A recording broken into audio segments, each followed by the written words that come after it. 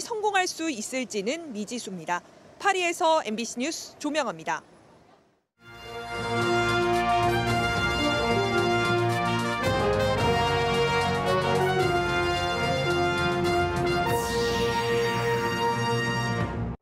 충청북도 교육청의 소위 블랙리스트 의혹 파문이 점입 가경입니다.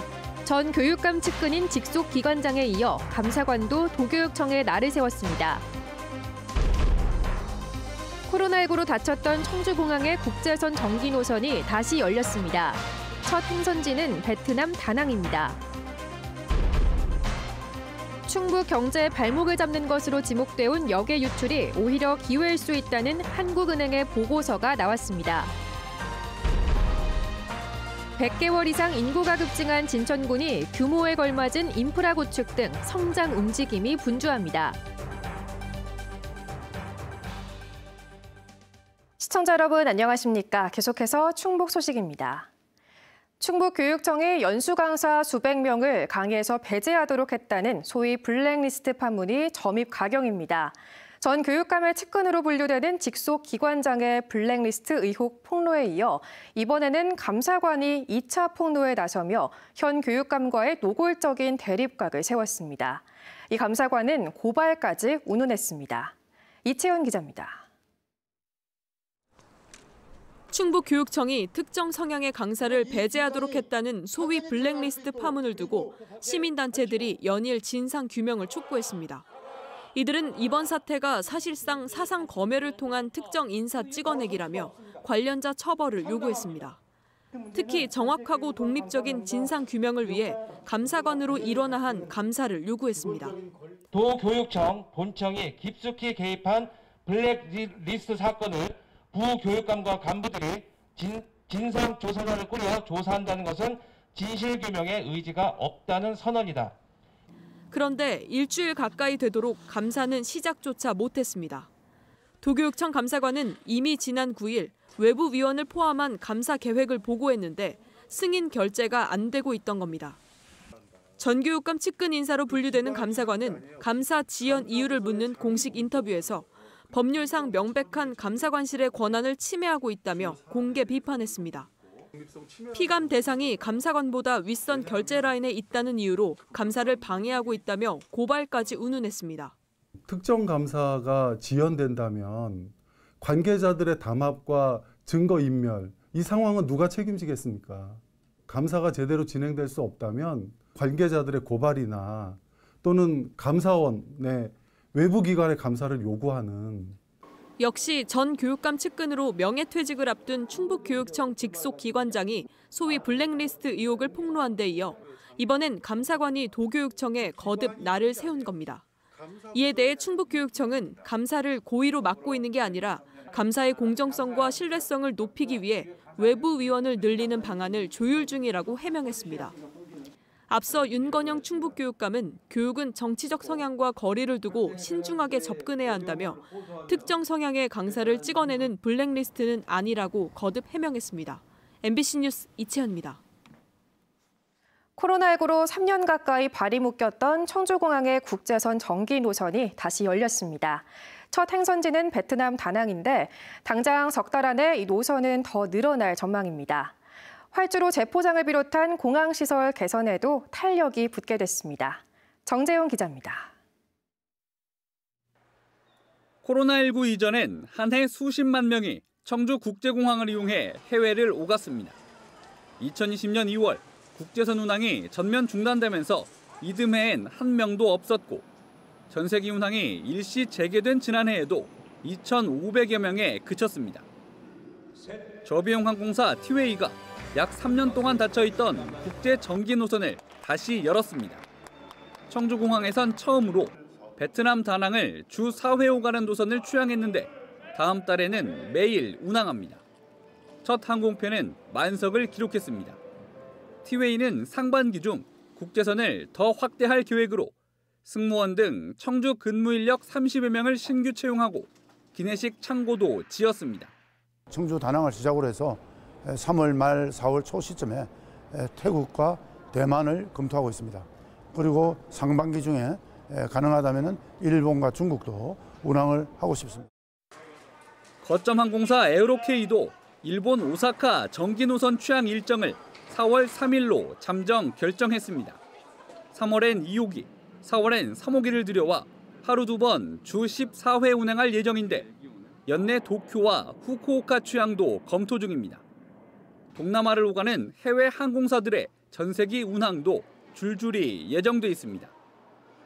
올해 청주공항으로 가는 모든 국제선 항공기는 정류료와 착륙료, 조명료에 대한 50% 감면 혜택을 받습니다. 지난해 제주 노선만으로 최다 실적을 낸 청주공항 이용객이 더 늘어날 가능성이 높은 이유입니다. 충청북도는 국제선 재개를 계기로 지지부진했던 활주로 재포장 등 공항시설 개선에 속도를 낼 계획입니다.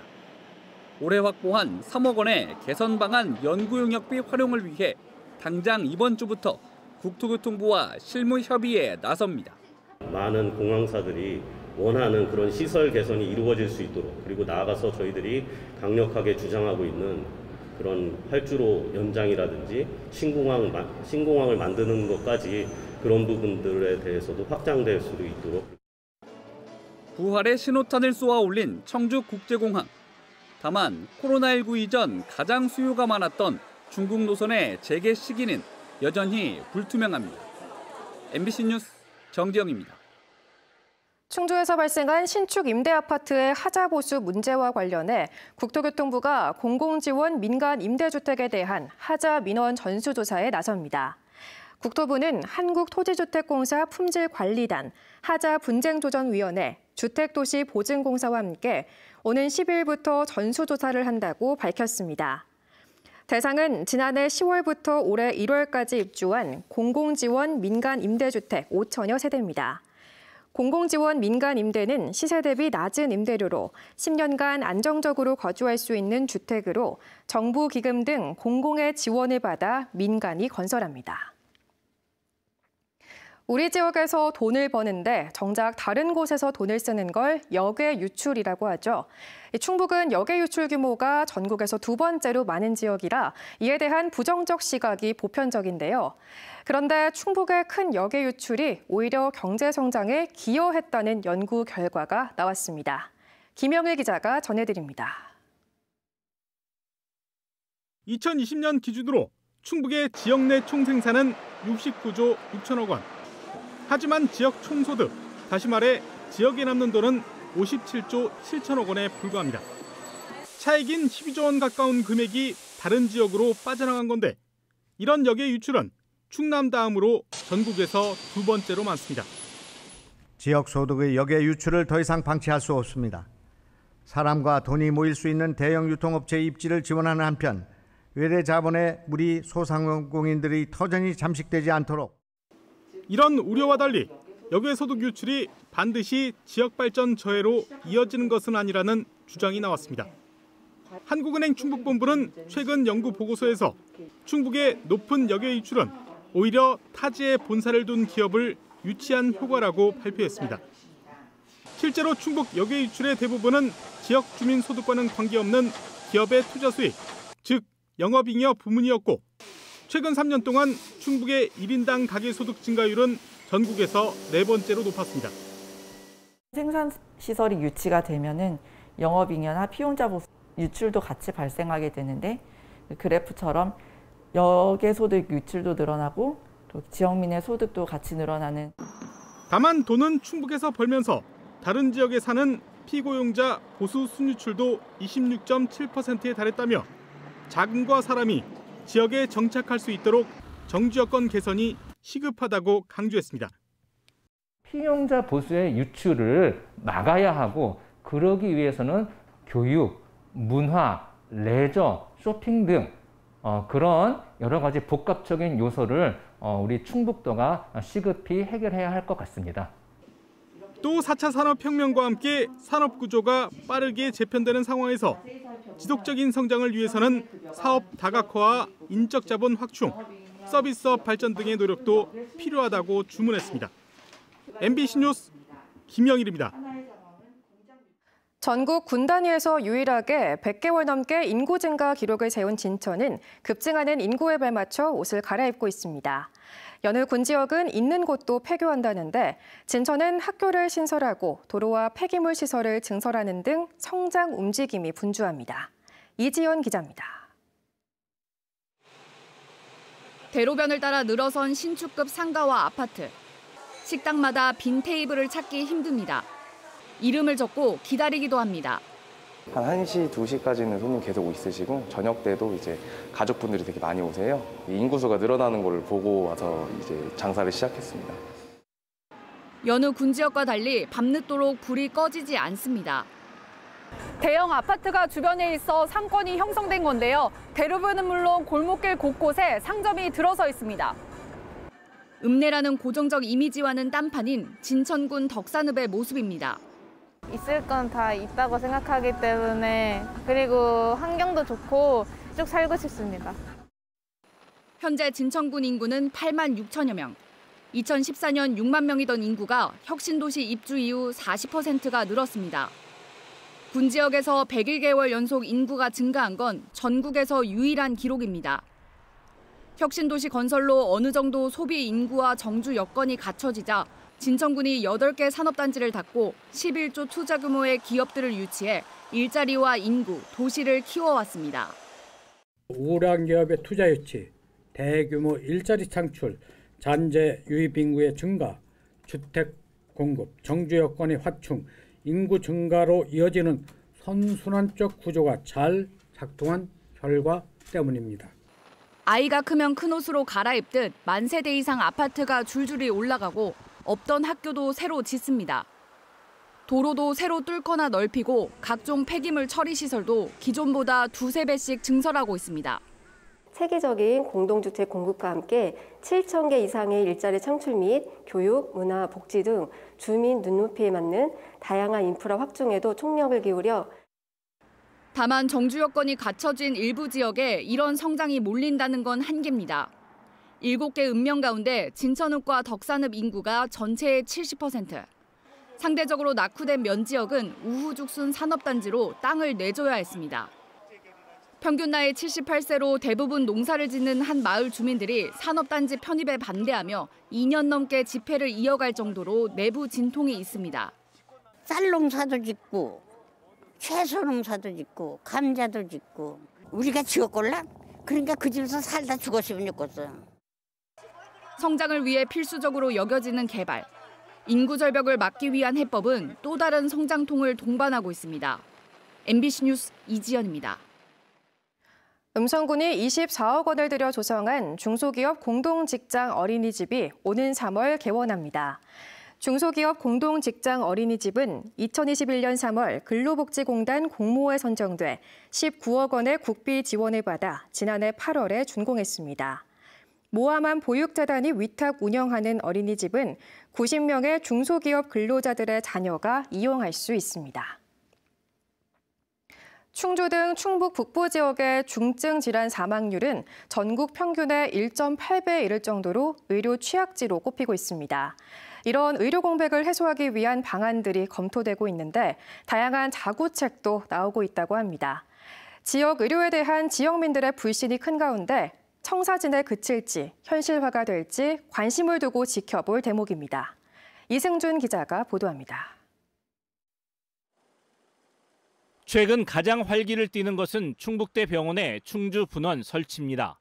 지난해 말 예비 타당성 조사 대상으로 선정되면서 분원 설치에 물꼬를 텄습니다. 그러나 가시화된 건 아직 없습니다. 예비 타당성 조사를 통과해도 4천억 넘는 돈이 들어야 하는데 정부 지원은 25%에 불과합니다. 총 사업비가 4,148억에 달하는 매우 큰 사업입니다. 그럼에도 현재 국고 지원율이 25%에 불과한데요. 국고 지원율을 50%까지 올릴 수 있도록 기재부랑 계속해서 협의하고 있습니다. 건국대 충주병원은 지역민 신뢰를 목표로 병원 정상화를 천명했습니다. 단기적으로는 응급센터를 강화해 심장과 뇌 등 생명을 살리는 분야부터 집중하기로 했습니다.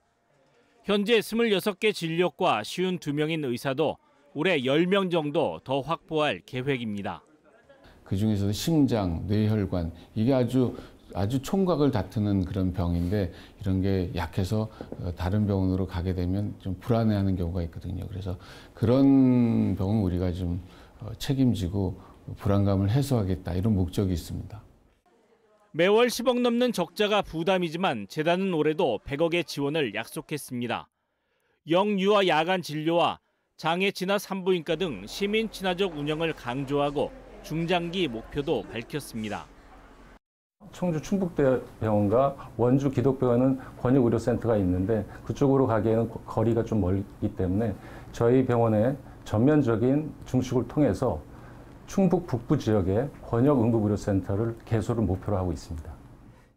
충주의료원은 지난해 말부터 24시간 응급실 전문의 진료 체계를 구축하는 등 원장 교체 이후 변화를 꾀하고 있습니다. 관건은 역시 재정적 지원과 의료진 확보입니다. 저마다 의료 공백 해소를 위해 노력하지만 어느 하나 쉽지 않은 것도 현실. 어느 청사진이 먼저 현실화되느냐에 따라 충북 북부 지역 의료 환경도 요동칠 전망입니다. MBC 뉴스 이승준입니다. 국군체육부대 여자축구단과 보은군이 연고지 협약을 더는 연장하지 않기로 했습니다. 보은군은 올해 1억 2천여만 원의 WK리그 운영비를 편성했지만 국군체육부대와의 협상이 결렬됐습니다. 이에 따라 올해부터 WK리그 경기는 보은에서 열리지 않습니다. 2016년 2월부터 보은과 연고지 협약을 맺은 국군체육부대 여자축구단은 지난 7년간 보은 상무 유니폼을 입고 WK리그에 출전했습니다. 겨울철 식중독의 주 원인인 노로바이러스 검출 농도가 크게 늘고 있습니다. 충북보건환경연구원이 지난해 10월부터 매주 청주와 진천 지역 하수처리장에서 노로바이러스 검출 농도를 조사한 결과 지난달 노로바이러스 평균 검출 농도가 10월에 비해 진천은 10배, 청주는 3배 늘었습니다. 노로바이러스에 오염된 음식물이나 식품을 섭취하면 식중독에 걸리는데 소량의 바이러스에도 감염될 정도로 전염성이 높습니다. 보건환경연구원은 철저하게 손을 씻고 음식물은 충분히 익혀 먹을 것을 당부했습니다. 충북 이웃돕기 모금 실적을 보여주는 사랑의 온도탑이 12년 연속 100도를 넘어섰습니다. 충북 사회복지 공동모금회는 지난달 시작한 희망나눔 캠페인 모금액이 오늘 오후 3시를 기준으로 목표액보다 3억 원 가까이 많은 84억 1천만 원이 모금돼 사랑의 온도 100도를 돌파했다고 밝혔습니다. 충북 사랑의 온도는 지난 2일까지 60도대에 머물렀지만 최근 기업 중심의 고액 기부가 늘면서 온도가 빠르게 올랐습니다. 충북 지역 어려운 이웃을 돕기 위한 희망 나눔 캠페인은 이번 달 말까지 이어집니다. 국립충주기상과학관 직원들이 용역업체에서 부당해고를 당했다며 복직을 요구했습니다. 민주노총 공공운수노조 충북지역평등지부는 지난해 말 새로 바뀐 용역업체가 직원 12명 가운데 5명에게 일방해고를 통보했다며 원청인 청주기상지청에 사태 해결을 촉구했습니다. 이에 대해 청주기상지청은 계약상 고용 여부는 용역업체의 권한이라며 직원 5명 해고는 근무평가 결과에 따른 것이라고 해명했습니다. 학교 비정규직 노조가 공무직과 공무원 수당의 차별을 없애고 단일임금 체계를 적용하라고 요구했습니다. 충북 학교 비정규직 노조원 300여 명은 인권위가 공무직과 공무원의 수당 지급 기준 차별을 시정하라고 권고했고 지난해 총파업까지 벌였는데도 여전히 차별적인 임금 체계가 유지되고 있다고 비판했습니다. 이들은 요구가 받아들여질 때까지 방학 기간 매주 수요일마다 집회를 벌이고 새 학기에는 다시 총파업에 나서겠다고 예고했습니다. 2달 연속 하락세인 충북 지역 주유소의 경유 평균가가 11개월 만에 1,600원대를 회복했습니다. 한국석유공사 오피넷에 공시된 충북 주유소의 경유 평균 판매가는 리터당 1,694.84원으로 1,700원대로 내려앉은 지 한 달 만에 1,600원대로 하락했습니다. 지난달 말부터 소폭 반등한 휘발유 값은 현재 리터당 평균 1,568원으로 지난달 200원 이상 났던 경유와의 가격 차는 126원으로 줄었습니다. 제천시 수산면 오현 봉수유적과 음성군 삼성면 망이성 봉수유적이 국가지정 문화재 사적으로 지정됐습니다.